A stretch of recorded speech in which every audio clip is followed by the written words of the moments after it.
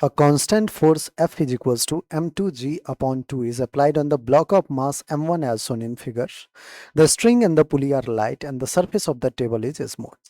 Find the acceleration of m1. बच्चों हमें acceleration mass m1 का find करना है. सेटअप जो है वो आपको दिख रहा है यहाँ पे m2g और ये रहा m1g. m1g पे एक लेफ्ट डायरेक्शन में फोर्स लग रहा है. बच्चों मैं क्या कर रहा हूँ, लेट्स से m2 जो है वो a एक्सेलरेशन से नीचे जा रहा है.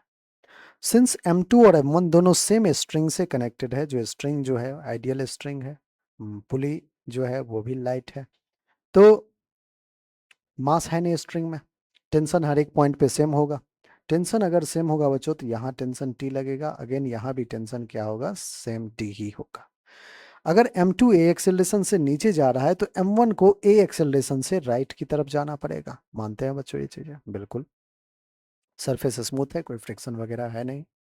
अब हमें करना क्या है बच्चों, डायनामिक्स का इक्वेशन लिखना है फ्री बॉडी डायग्राम के हेल्प से. आइए m2g को अगर आप देखते हैं, m2g सॉरी m2 मास को, तो m2 मास पे एक m2g का ग्रेविटेशनल पुल नीचे लग रहा है, एक्सेलरेशन a नीचे है, टेंशन T ऊपर है बच्चों, और कोई भी एक्सटर्नल फोर्स m2 पे एक्ट नहीं कर रहा है. आप कहोगे कि sir net force is equals to mass into acceleration use करते हैं. एक्सेलरेशन के डायरेक्शन में जो फोर्स है उसको हम पॉजिटिव लिखते हैं. क्यों? क्योंकि ऑफ कोर्स नेट फोर्स तो पॉजिटिव ही होगा, उसी डायरेक्शन में होगा बच्चों. तो m2g माइनस का टेंशन T अपोजिट डायरेक्शन इसलिए minus T, which is equals to m2 into acceleration a. This will be our equation number 1. Now m1 को देख लेते हैं एक बार.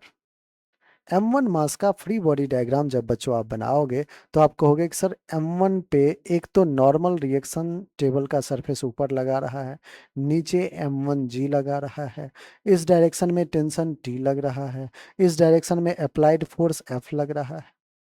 बच्चों एक्सेलरेशन का जो डायरेक्शन है वो है हॉरिजॉन्टल में, तो वर्टिकल डायरेक्शन में जो फोर्स लग रहा है क्या उससे एक्सेलरेशन प्रोड्यूस हो रहा है क्या नहीं हो रहा है?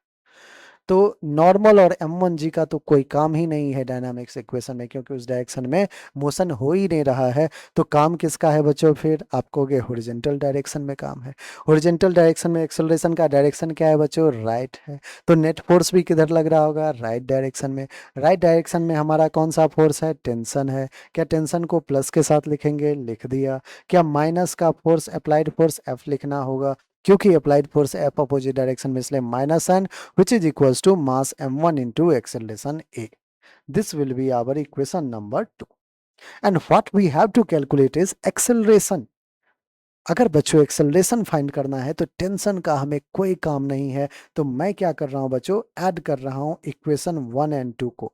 एडिंग इक्वेशन 1 एंड 2 बहुत ही आसान तरीका होता है बच्चों टेंशन को गायब करने का, कि आप इक्वेशन ऐड कीजिए. देखिए minus T plus T cancel out हो जाएगा, जो एक्सप्रेशन बन रहा है वो आ रहा है m2g minus F is equals to m1a plus m2a. तो क्या बच्चों मैं इसको direct m1 plus m2 into ए लिख सकता हूँ? हाँ लिख सकते हैं, कॉमन लिया है.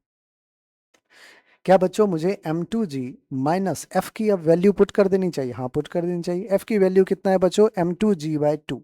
m2g/2 बहुत अच्छी बात है. Divided by mass m1 plus m2 which will be our acceleration a. So बच्चों यहाँ से एक्सेलरेशन ए क्या आ रहा है? 2m2g minus m2g, that is m2g/2. और नीचे मास 1 प्लस मास 2 भी प्रेजेंट है.